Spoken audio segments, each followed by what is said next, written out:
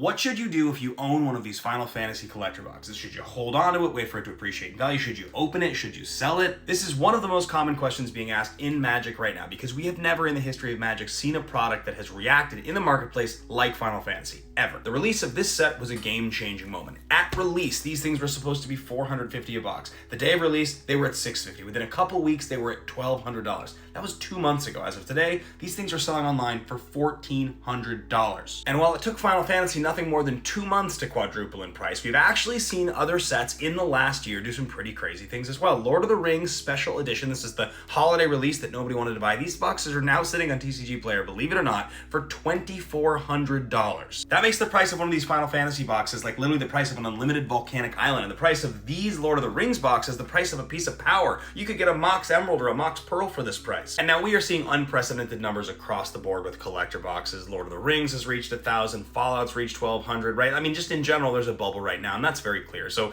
I think you can expect there's a certain amount of inflation with all of this stuff at the moment. But in the specific case of Final Fantasy, is this going to keep going up, and why is it so expensive? The short answer to that question is that at the moment, about half of the golden chocobos have been reported and pulled, which means that right now, because of the price of these things ranging between $50,000 and $100,000 a pop, not to mention the really big numbers, 777, those are in the like $250,000 probably range. I don't even know what they're really selling for. It means that the top hit is just a crazy big chase piece for collectors that love Final Fantasy. You also have the fact that the black chocobo, the Japanese chocobo, is kind of sitting at around like $8,000 to $10,000, and all of the neon chocobos are about $2,500 as well. Not to mention $1,000 surge foils and other crazy stuff you can open in the set. That being said, I've opened a lot of these packs and you usually don't open that crazy stuff. But so bringing us back to the initial point of this video, what should you do if you own one of these boxes? Well, my suspicion is that over time, these things are actually going to keep going up. Now, I don't know that that's true. I can't guarantee that that's true. But my suspicion is that by the end of the summer, as we creep into September, I think you're going to see these things sitting at $1,500, $1,600. And I think by the end of the year this year, they'll reach about $2,000. The fact that Lord of the Rings Special Edition can reach $2,500 means that there is not really price resistance on the collectability of these big collector boxes. This, however, is not financial advice, and I could absolutely be dead wrong. We could be leaning into a bubble right now, and by next year, these things could have come back down to $1,100, right? Like, that's still a very expensive price. Right now, buy list on these things is about $1,100. That's like what most vendors are paying. If I were you and you own one of these and you're hemming and hawing over what to do, number one, do not open the box. Number two, if you sell this thing for $1,100, that's a great premium to get on this box.